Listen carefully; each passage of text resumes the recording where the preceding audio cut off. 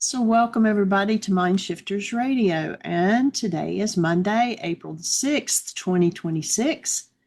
Hope everybody had a wonderful Resurrection Day. Thank you for allowing us to not be here on Friday. We had both kids and they were out of school, so we had them all day. Well, Aria was out of school. Lincoln doesn't go. But we had a full day planned. We took them to a country music museum and then to a park and out for lunch and played in a creek and did all kinds of things. So it was a busy afternoon.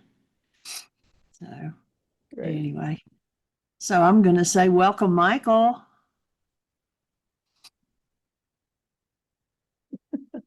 Thank you, dear heart, and welcome everybody.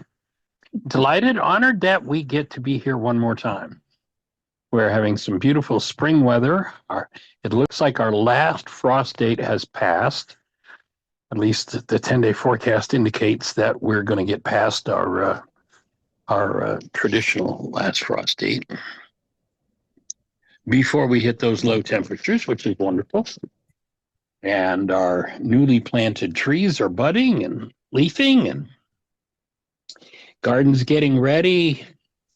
4 or 5 days before we plant tomatoes, and all things rock and roll. And so hope everybody's doing well. Anybody got anything exciting to report? Questions, thoughts, answers, ideas? Open that mic and say hello. Go for it, Regina. Welcome. Welcome. I'd like to see your sweet face. Well, thank you. You too. I don't see your face, but I see your better half, Jeannie, there. It's okay. Yeah, well, it's always better to show the better half. No question. Well, you're the other better half. Two better halves. Yeah, I am actually doing a lot with Qigong these days and really finding it helpful to balance my life and to have a tremendous sense of well-being. And I also, in doing my decades and going back to the first decade and being struck by certain memories that converge with you as a turning point in my decades work. And that means it was 30 years ago, when I was 50, 60, 60-ish, 55-ish, on the way to 100. So I realized that when my grandmother told me, you must never hate anyone. And that struck out as a prime memory in my first decade. And it was followed up each decade after with something that resonated with that same idea. And then I came to you, and it was healing anything unlike love. And I added instantly and permanently. Now, you may say that's not possible to do it instantly and permanently, but after you've done all those sheets, then you can do it more instantly and permanently. Well, you just have to go through those sheets and those worksheets.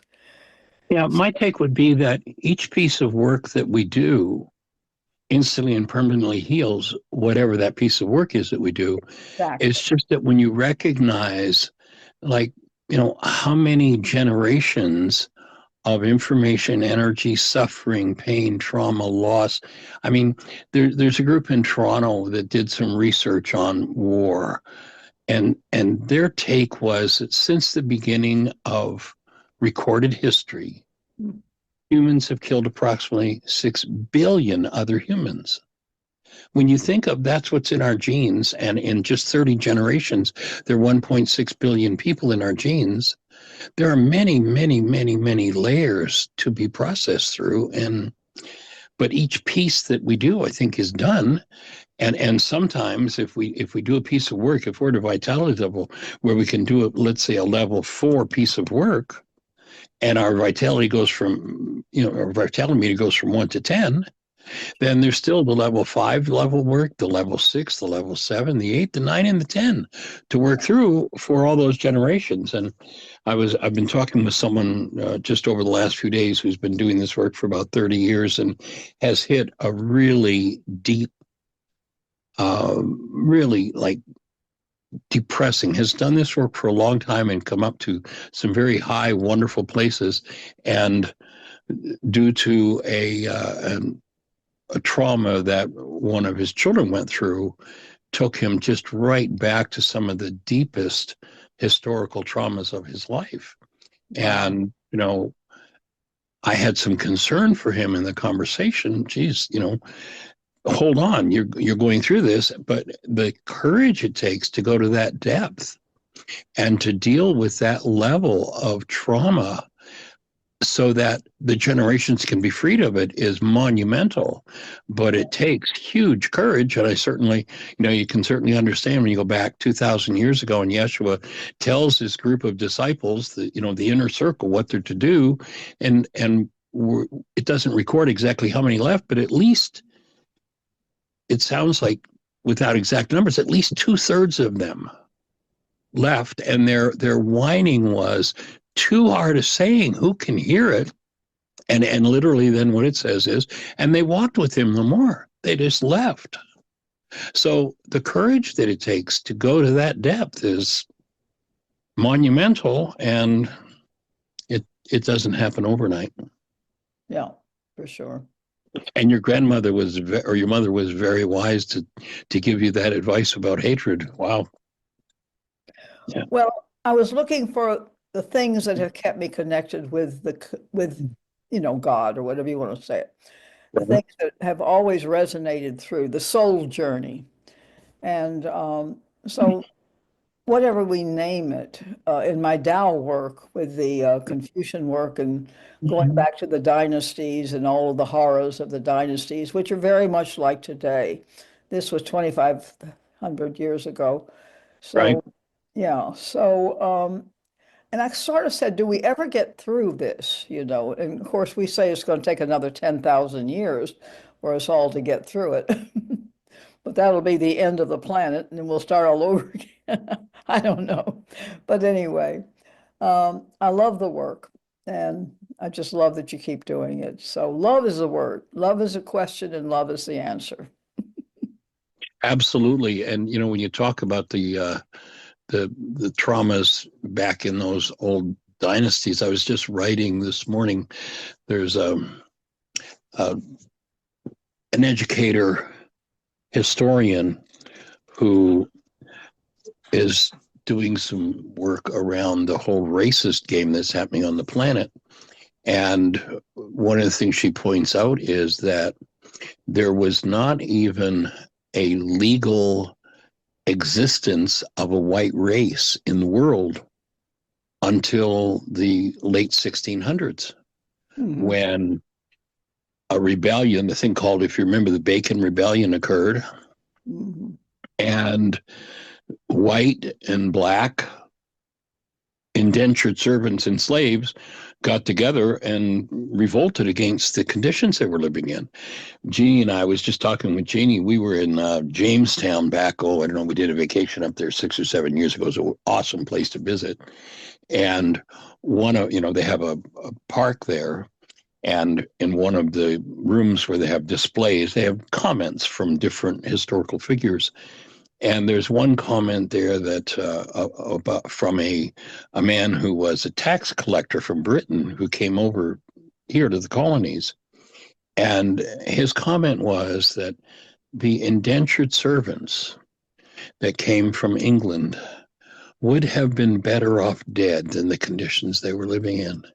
And these people were just so enslaved, and that after the Bacon Rebellion, when white and black came together, the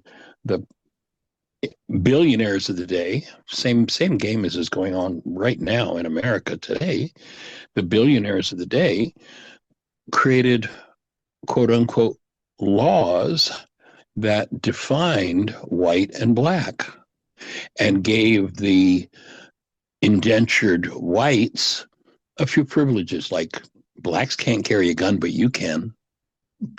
Gave them these, hollow, meaningless benefits, but that created a divide, and they were able to get the white slave. I mean, they were slaves that were called indentured servants. that had to, they'd spent like 7 years to buy their boat ride over here. They had to be enslaved, so, and the conditions were just horrific. And, when do we wake up from this game?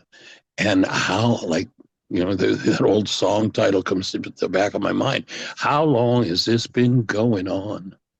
Always. Eons, and it's time for us to wake up. And fortunately, when Yeshua the physicist says a little leavening leavens a whole loaf, we know he's not talking about bread. He's talking about humanity. And when enough of us will do what you're doing, what each of us is doing, that we're going to collectively create a shift in the energy field that will empower the awakening into being of everyone. That line in the worksheet that says, when I choose love, it wakes up the love in everyone. Mm-hmm. That literally we create a field together that, if I put two middle C tuning forks, if I take a tuning fork and I hit it on a desk and I put it near a second middle C tuning fork that's standing still, that second tuning fork has no choice. It automatically starts to vibrate. There's no choice about it. That's the law of energy exchange of resonance. And so my best understanding from Yeshua and then my background in physics is that when enough of us will choose to live in that space that we're talking about, then we will literally create a field just like that middle C tuning fork. And anyone in the influence of that field it's got to awaken. The energy's got to move. And to me, that's the hope of it. Otherwise, I'd have quit doing this a long time ago. I have one of my groups is called The Great Harmony Continues, and it's based on Confucius's work. The first line of The Great Learning is illustrate your illustrious virtue. The second line is love the people. The third line is stay anchored in continuing to illustrate your illustrious virtues. And the 5 virtues are benevolence, propriety, righteousness, wisdom, and trustworthiness. So if we were constantly coming from our true virtues, which we're born with, and we are constantly showing that through our love of people with no, you don't call it unconditional love. What was the word you used last week? All encompassing or all embracing love, yes. Love, and stay focused there. Now, staying focused there is a problem because we are distracted by everything and, all the stuff that you talk about. So that's what I'm doing in my life. And I'm finding amazing results in how people change, even if it's just, hello, how are you? How's your day? Blah, blah, blah, blah. But with that attitude in mind constantly, I see people actually changing from strangers to curiosity, to interest, and then suddenly they're behaving in relation, in mirroring what I'm doing. And it's very interesting, and not teaching and preaching, just walking through the space. Just be the middle C tuning fork. Yeah, that tuning fork idea. This really works.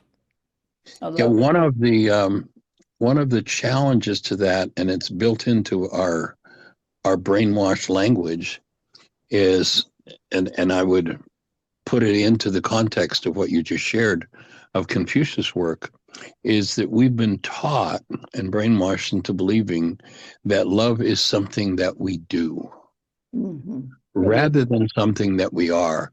I would put the word love into that list of virtues, that when we function from the actual presence of love, not I'm going to effort loving you, something I'm going to give to you or you're going to give to me, but when I simply reclaim my true being and function from my being, then I am that tuning fork. That tuning fork is active and strengthened in me.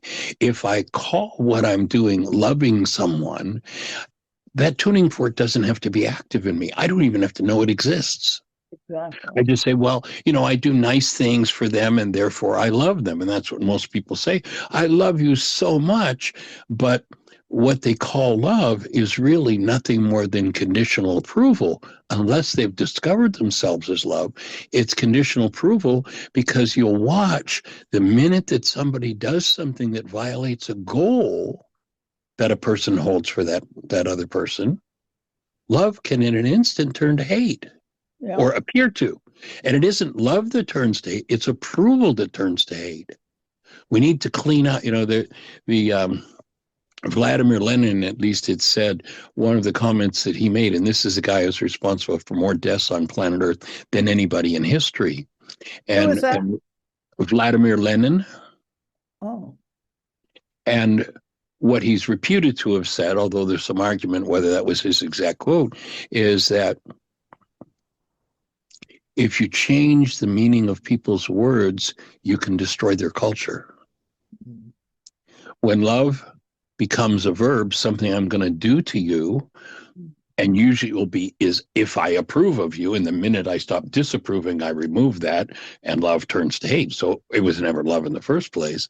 When we correct our understanding of that and utilize the word love as a way to pursue the direct experience of who we are as human beings, then we bring that tuning fork of love into full expression. As long as it's just a word of approval, it's you go back, Paul actually described this one fairly well. He said, though I give my body to be burned, though I give everything to the poor, though I sell everything I've got, if I have not the awareness of myself as the presence of love, I am as a tingling cymbal. right. Yeah, for sure. So that the real core of the work to me is the forgiveness, the removing of everything that blocks awareness of who we are, so that the awareness and the presence of who we are can come through this instrument called a body-mind unit in its purity, in its wholeness. And that's when as we connect with each other in that state, that's when we create that field that transforms everything that's unlike love. Thank you. So joining you in that work, it's a delight to have you on the team and be doing it. And, whatever it takes to take it to every mind, heart, and being on the planet, we're in the process of doing. Absolutely. Yay. Great work. Great work. Well, it's interesting that one can do this work, and there's been a word that's been devised to destroy people having concern for taking care of themselves, and it's been called selfish. Mm-hmm. And my take is we need to clean that word up too, and realize that when we do take ourselves into account through being self-wise, only then are we free of selfishness and can we truly wholly express in the world. Right. It's kind of like that idea when you get on the airplane, the announcement is always, make sure you put if we have a problem, make sure you put your mask on first before you put it on the kids. Make sure you're alive first. And so doing one's work to the point where where Yeshua, and they talked about him, they said, here's the man who thought it not robbery to be equal with God and yet remain humble. Yeah. In other words, it wasn't an ego trip. It didn't go to his head. He knew who he was as the offspring of the Creator. And he invited us all to know ourselves as that. But the ego mind drives thought wedges and thought disorders in that destroy that. And then, of course, if you happen to be the one that brings up someone's thought disorder and they're not exactly ready to be responsible, then we have the whole one world universal religion of blame, where you get puked on because they're in pain. Mm-hmm. As opposed to, oh, I'm in pain, my mind's in error, I have work to do. So it's a tricky maze to work oneself through to get clarity on it. Yeah, self-care is a term I use with my people, but it's not selfish care, it's this true self-care. Yes, self-wise. Yeah. Put your mask on first and then be there for others. Cool. Awesome. Well, any other thoughts for you today? I'm fun. This is great. I want to hear from Donald and Joan and Melissa. Let's go for it. Hey, Susan. everybody, put up a hand. Say hello. Oh, that's Joan Tufts. I'm sorry. Hey, Miss Joan, how are you, young lady?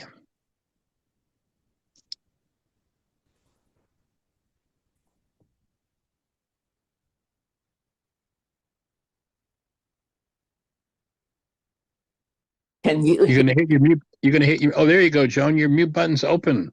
You had a question for us, or you had texted me better than a week ago. So I'd love to go into that topic if that's what's on your mind, or whatever's on your mind.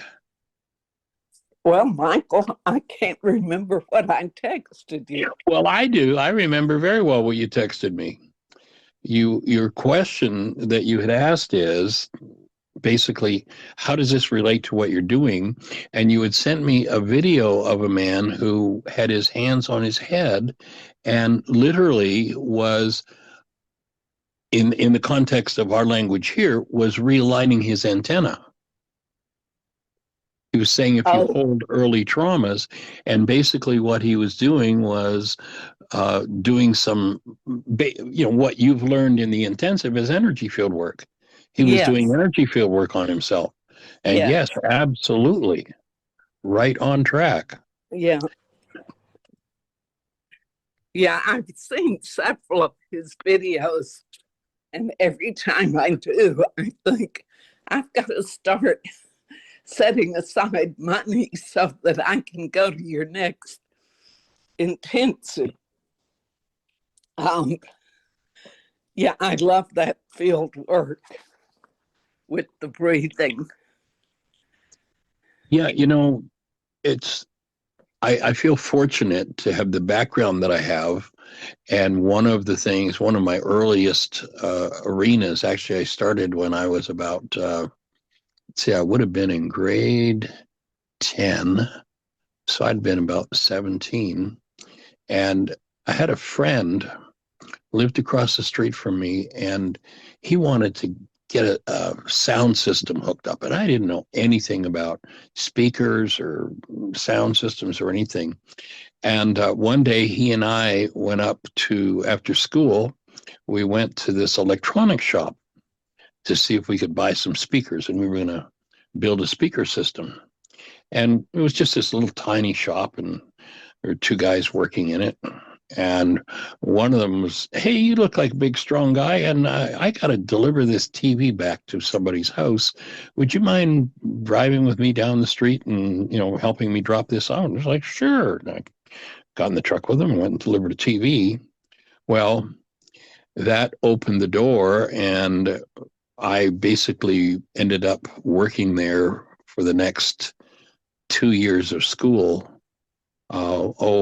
35 to 40 hours a week. I'd leave school, and it was actually walking distance from school, and I'd walk over, and by grade 12, I was going out on television service calls and servicing equipment, and the realm of physics and electronics opened up for me. And that, to me, is the greatest keyway into understanding the whole teaching of what became theology, but isn't theology at all. It's physiology, it's psychology, it's genetics. And when you realize that you have this instrument called the body-mind unit, and as we were just hearing about the work that Regina's doing with Tai Chi, basically Tai Chi is another way of aligning your antenna. The pictures you sent me of this gentleman working on the bony structure of his head is basically working on realigning his antenna. And when you realize that we are energy systems, and you hear the scripture saying, in him, being that being the creator's field, we live, move, and have our being. With my brain cells from my electronic days, what that says is, here we are, an energy field moving, and if you it seems like the Earth is standing still, but it's actually moving. The scientists tell us at about 7,000 miles an hour through space. We've adapted to make this our norm, so we're standing still, but it's actually moving at 7,000 miles an hour. And when you take two energy fields that are of the same material, we're made in the image and likeness of the Creator. Here we are moving through the Creator's field at 7,000 miles an hour. What that means is, just like the tuning fork, there's an energy exchange. Our instrument receives its core fuel from that motion, unless the antenna's misaligned. I have a TV antenna on my roof. I get channel 2 perfectly. But if somebody goes up and bends all the arms in the antenna and turns the antenna around backward, or disconnects the antenna, I'm never going to see channel 2 again. Or what I do see is going to be a mess. Yeah.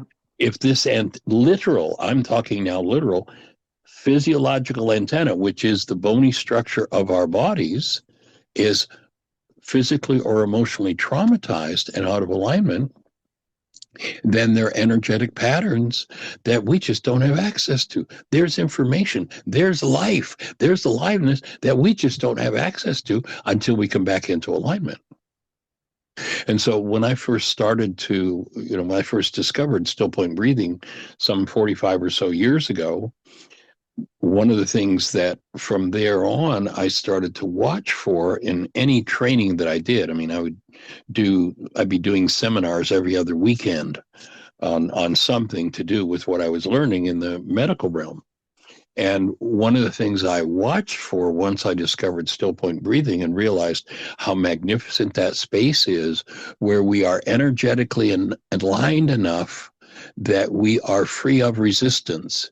Go back to the Aramaic language, and the word Satan is not some dude with a red suit, a tail, and a pitchfork. The definition of Satan is the resistor, one who misleads. When we are in resistance, when we're holding our breath, when we're locking down, no, I don't want to feel this. We're literally trapped in Satan. And just notice, if you lock, just hold your breath for a minute and imagine you're locking against feeling something, and notice your whole structure goes out of alignment. Your whole structural alignment changes. You just shut down the antenna. And so many people live in that held breath space that locks the antenna out of its aliveness so they don't have to feel. Right. And they think the less I feel, the better off I am, because it hurts to feel, rather than, the more I open and the more I breathe and the more I align and the more I feel, the more I can process out what never belonged, and the better I am at receiving the input, which is from the presence of the act of love in which I live, move, and have my being. That's how I receive it. So what I see in what you sent me is he's got a form of energy field work aligning the antenna. And literally for 45 years, since the discovery of still point for me, every seminar that I did, everything I engaged in, if I saw something that enhanced somebody moving into still point, that became part of the hands-on energy field work. That's where that whole process came from. A couple of pieces of the energy field work are mine originally, but most of them are just things I learned in different seminars along the way. Oh, that creates still point. That goes in there. Oh, that creates still point. Oh, that opens a space. Because that still point is literally the space where we are in a superconductor space, which means there's no resistance. Satan is gone. And when Satan is gone, when we step into, and I'm talking literal now, I'm talking literal physiological. When Satan, resistance is gone from physiology, that's when the energy field of the Creator in which we're moving, we get to align and interchange with it. And that's where healing happens. All healing happens in that space. No healing happens without going into that space. Because we're creators, and we get to hold on to whatever we want to hold on to. And if we want to hold on to it, the Creator's not going to interfere. Hey, it's up to you. And in order to allow the full vitality that we're designed for to come through, we have to come into that space of alignment. And that's what Tai Chi, that's what was the origin of all of the different things that became martial arts. Was moving your body, which moved your antenna in a way that unlocked it and it put it back into its full range of motion. When I do quantum still point with people now, one of my objectives is to mobilize their antenna so that it will self-organize to the next level that it's designed for. And that's what that man's doing with his hands in those pictures you sent me. Right. So, Michael, when are you doing another intensive? Well, we're looking at, and it'll probably start within the next few weeks, a Laws of Living intensive, which we'll be doing online. And we had a request just last week. Actually, Carrie had made the request that I set up and do a certification intensive for still point breathing. And I made the commitment to her that we'll set up, it'll probably be at least a 9-day, and it will be a residential because it's going to be hands-on. A big part of that intensive for breathwork, for still point breathing and hands-on energy field certification, will be residential, and that'll be the focus of it. Of course, forgive the why is this happening to me again? Worksheet and forgiveness process will be part and parcel of it, but the whole focal point will be bringing this whole energy field physiologically into alignment, and then creating a pathway for the breath to do what it is designed to do, which is to bring full healing and intelligence into our structures. And maybe Regina will even show up and teach some Tai Chi. Who knows? Wow, that would be awesome. Yeah, who knows? And that would probably be here in Virginia, although I did have 2 people connect with me. You know, I haven't opened Heartland. The last season there was 2019, and then COVID struck. So 2020, 2021, we didn't do anything. And then the last couple of years has just been more work than I wanted to take on to get all the buildings in shape and get it open and ready for a summer season. And so I just had 2 people show up the day before yesterday saying, hey, are we going to have a season of Heartland this year? We'd like to come and help make it happen. If enough people came together, then, maybe we'd have another season of Heartland. I don't know. We'll see. Having babies here kind of restriction, and we don't get too far away from Lincoln and Aria now. It's a weird part of the team that helps their parents to be able to work so that, we're with the kids. So it depends how it all fits together. Well, synchronicity blows my hair back. Tell me. Last week, Michael, I was a wreck. I mean, a real train wreck. I think, what do I know? That I was suffering from PTSD symptoms. My son, who's going to turn 50 this year, Right. has had a great career with Verizon and accolades from Obama's communications office of, great his service is. And he's just Did you say Verizon? Verizon, yeah. That's where our son works. Who works? Our son, Aria's dad, manages a Verizon store here in Kingsport, Tennessee. Okay. Well, Robert, when he graduated from college, the job market was non-existent. So he kept his bartender job that he had all through college. And So synchronicity. Speaking of synchronicity, go ahead, Jeannie. Ryan was working as a bartender and waiter at a restaurant, and he waited on a gentleman. And of course, as a waiter, you sell him a salad and a dessert and a drink and all this. And he said, I wished I had employees like you at my facility, at my store.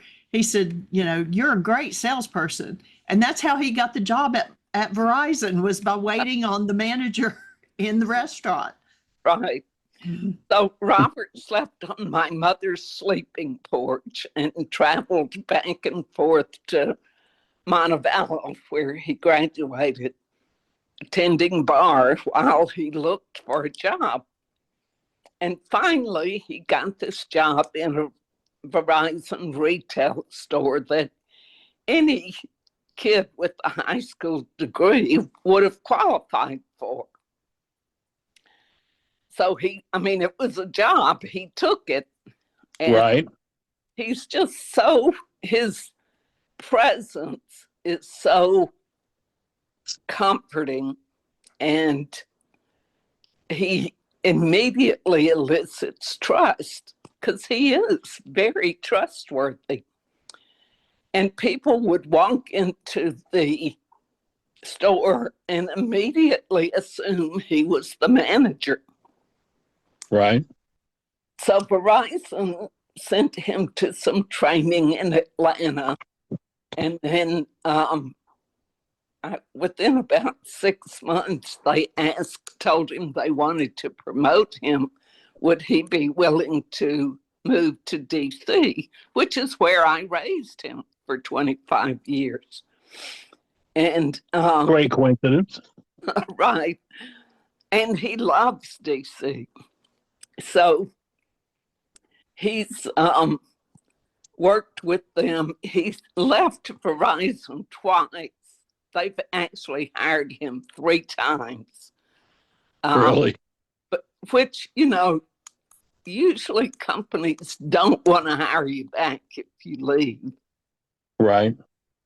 But they just laid off a whole division, and he was part of it. So he owns 2 houses here in my neighborhood that he rents, and I manage them for him, and he pays me very well. And I've always said to him, you have the best property manager in the area. And it's true. I am really good. But recently we had a lot of water damage in one of his houses that the floor is going to have to be replaced throughout the house. It's more project management than I know how to coordinate. Right. But I did know the right company to call. But anyway, my point is there's all this unknown. The tenants there are great. They have a new baby. So I feel tremendously responsible to them and my son, who certainly cannot at this time afford out-of-pocket expenses for his rental house. So when I was 50 years old in DC, I had a great career as a subcontractor on Navy contracts for shipbuilding and all sorts of things, cruise missiles, major weapon systems. And when I turned 50, my career totally tanked. And I had 3 kids. And it was probably the most trauma I've ever experienced in my life. Right. So here I am with this house situation. Robert's unemployed. He's the same age I was. And Michael, I was having so much emotion. I cried for a whole week. Did you breathe as well? Not enough.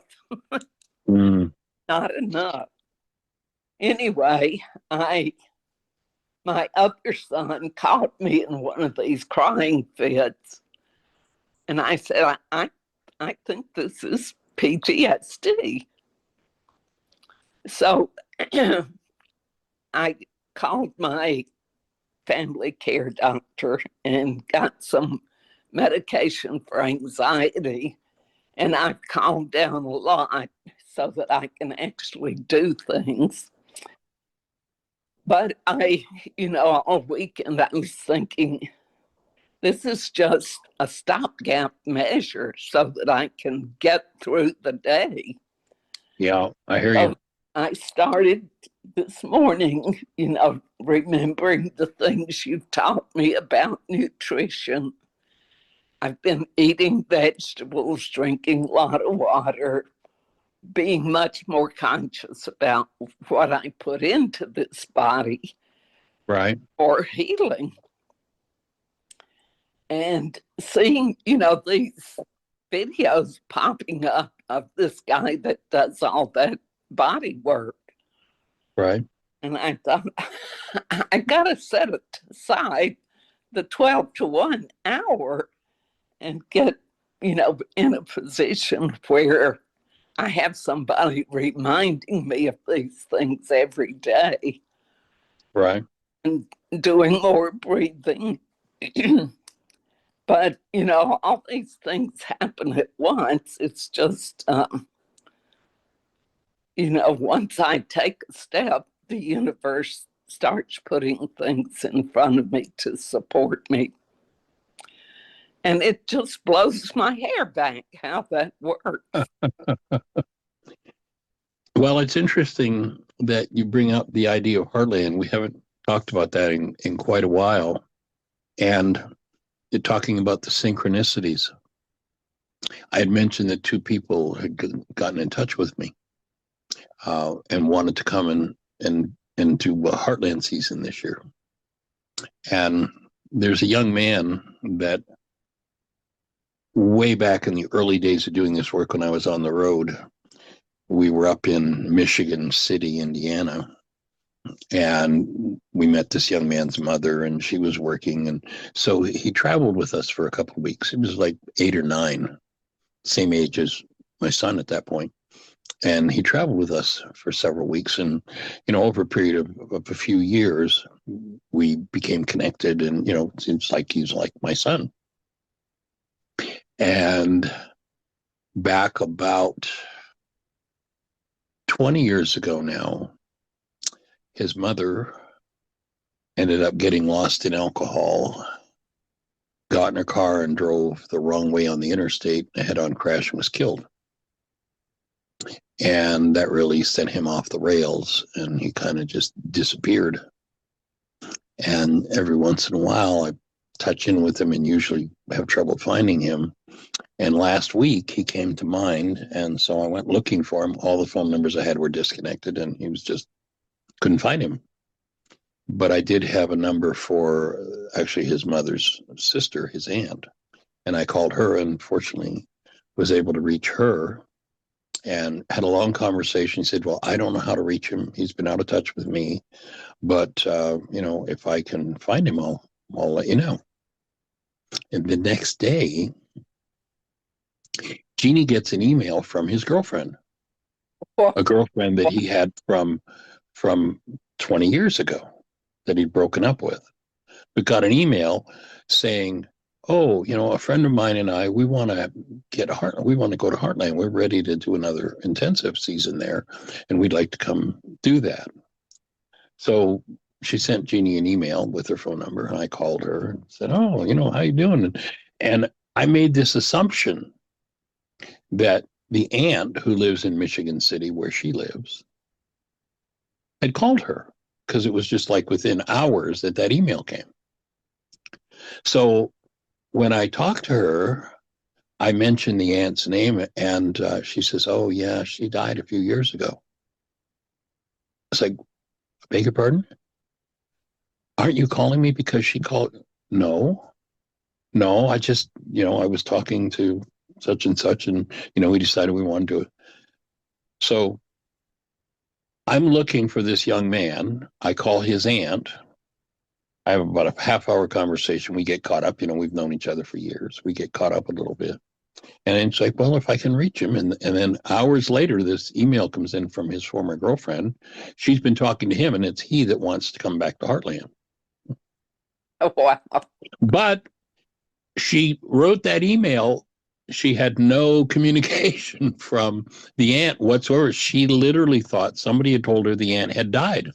the aunt did have some serious health challenges and almost died, but she didn't. It's like, well, actually, I talked to her. I went back to my phone and I looked up and said I had a 39-minute and 6-second conversation with her on Tuesday. So no, she's not dead, I assure you. But anyway, synchronicity. So here I am looking for this young man. I talked to the aunt and she just taps right in. So, it's for me, it's very powerful verification. We do live in an energetic universe, and all I know, as the Course of Miracles talks about, all minds are in continuous communication. And it's just whether or not we let ourselves know it. Right. And the kinds of communications that we tighten ourselves against are the kinds of communications that we withhold ourselves from ourselves through. That's where the resistance comes in. And, allowing the breath access to those places. What I hear you describing, very likely that you've been through the last week, is a healing crisis. And you want to be careful, the way that medications generally work when somebody's in a healing crisis is they work by shutting down the vitality, an anesthetic, so you can't feel it, no pain type thing. Right. When what you really want is something to vitalize and take you to the next level so you can move through the PTSD, the forgiveness, the removal of the energetic patterns more easily and more effectively, rather than, oh, I'm going to slow it down and shut it down, which just guarantees I get to do it again. And there's where the breath comes in. There's where the energy field work comes in. There's where the nutrition, the movement, it's like all of the above. It's every tool. So joining you in breathing and allowing that, it sounds like maybe with your son having lost his job and feeling responsible for the house, you're going back to that point where as a single mom, you're raising 3 kids and abandoned. And that some of those old energies that perhaps being, with 3 little kids, being so busy taking care of those kids and earning a living, you probably didn't take or have the time to feel and work through what was going on emotionally. And so it's probably time for it to come up, probably time for you to breathe through it and let it go. Here's my question, Michael. Yeah. I wasn't able to function. So, I feel like I do feel like I needed to slow the healing down in order it can be appropriate to function. Yes, definitely there can be places where that's appropriate. And but they just started me off on a minimal dosage, and I think it's going to be enough. With the other things I'm doing for my body and my mind and spirit. And I don't like taking medicine, so I don't expect for it to be a permanent thing. Right. What drug Well, are the you fact that on, you Jones? stepped in and you're taking care of your nutrition and such, go for it. Yeah. Go ahead, Dawn. I just wondered what drug she was on. Is it a benzodiazepine class, which they prescribe for anxiety, but is actually really helpful for sleep? I would have to go look for it. Let's see. All the benzodiazepines, for the most part, end in am, like lorazepam, clonazepam. I would just be cautious of using it too many days in a row because it is highly addictive. It's effective, especially for sleep, but it is highly addictive and hard to come off of. You have to titrate down slowly. Yeah, this is buspirone,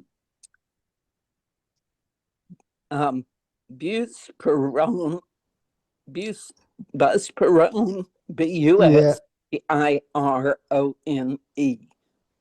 Yeah, I think that's the same as I forget the brand name. I think they use that for depression, actually. So that's not in the benzodiazepine class. So that's probably a good thing, you know. Well, I told her that I wasn't depressed. I don't think I was depressed. I didn't feel hopeless or Just an overwhelm. total overwhelm and so much anxiety that I couldn't focus on any one of what felt like 30 high priority tasks. Yeah, it sounds like some worksheets on over responsibility would probably be good to do. Yeah, that drug actually is not the one I was. Wellbutrin was the brand name of the drug I was thinking of. It's not Wellbutrin. It's used for generalized anxiety disorder, and it does actually say, unlike benzodiazepines, it's not considered addictive. Takes 2 to 4 weeks to reach full effectiveness. It binds the serotonin dopamine receptors, though not GABA receptors like benzodiazepine. So that's good that it's a little safer than some of the other things. Cool, good input. Thank you, Don. Yes, thank you.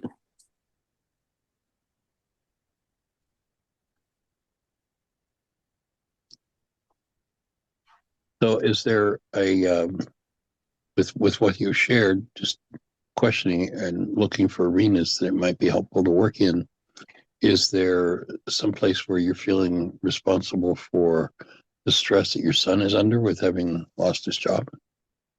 I don't feel responsible for it. I just feel like the decisions that I make regarding the repairs that have to be done in his house, that I feel like I have to be super vigilant.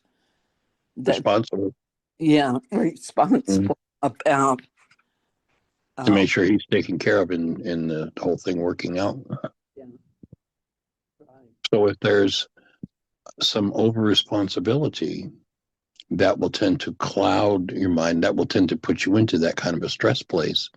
And when you forgive as to that, when you remove that, then you just come to it with clarity. You don't come to it bringing an unresolved past of where I was over responsible and overstressed and didn't know how to handle it all. As you clear that out, then your mind becomes clear and, oh, here's how I handled this. And gee, it may be a challenge, but I don't have to go into trauma over it. I can stay connected to my breath, stay connected to love, and effectively do the best job I can for him while I'm taking care of myself and his tenant too. Yeah. So worksheet. That would be the place. That's where I'd go on responsibility and over responsibility with worksheets. And that may take you back to that time when here you were, a young mother with 3 little kids, and that's a lot of responsibility. Right. In some cases, I don't know how people do it. I watch with the 2 little ones we've got, and phew, bless those single moms and single dads. Bless you for what you went through to do that and to create a life for them and for yourself. It's amazing in this world. And breathing with you. Oh, we've lost your voice. Oh, there you go. You're back. I was such a naive parent. Like, one of my sons was using drugs, and I was so totally unaware. I mean, it's a miracle that well, what happened was he fell in love with this girl. I moved down here to Birmingham, and he followed me. And he,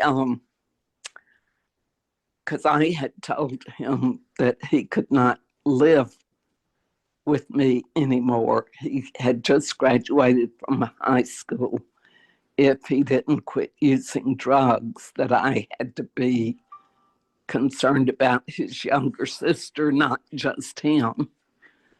And he was unwilling to quit. So when I moved down here, he stayed there, but he, in a couple of months, called and asked if he could come down here. And he fell in love with this young girl that he worked with in a bagel shop, who was a scholar student. She was going to get a full scholarship to the University of Alabama here in Birmingham. Well, Right. thank God for the male ego. He couldn't tolerate having a girlfriend that was smarter than he. And she was a straight edge. I mean, she had alcoholic parents, and she wouldn't hang out with anybody who smoked, drank, or did drugs. Wise woman. Yeah. So she saved his life, as far as I'm concerned. Mm. So he straightened up for her. That's pretty good. That's good. Hey, motivation. Right. That's awesome. Yeah. Yep.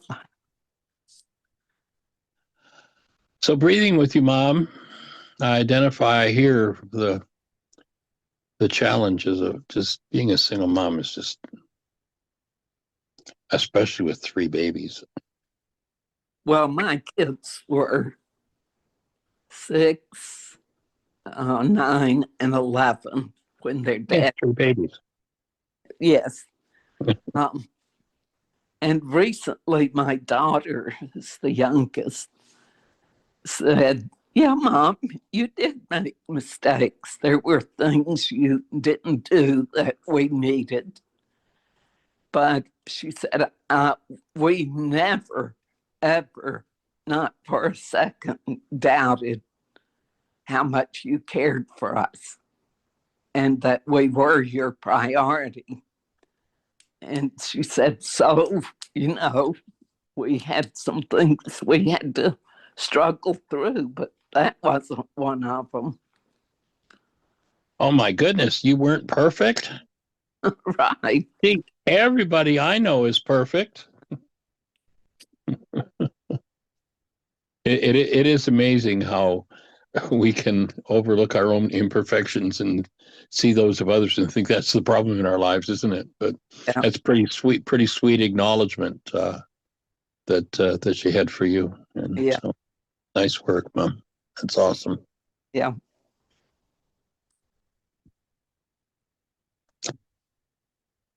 There again, synchronicities and grace. It's like I'm real clear that I was doing the best I knew how to do. And everything else just somehow worked out. Sweet. Awesome. Well, any other thoughts for you, young lady? No, that's it. Thank you so Yeah. much. When you'd sent me those 2 texts and then you weren't on the show, I was getting a little concerned. So now, thanks for letting us know what's happening, and come and play with us every day, and know you're supported and you're cherished. You're honored. Thank you. All right. Thanks everybody for joining us. Have a blessed one. Bye-bye. Bye.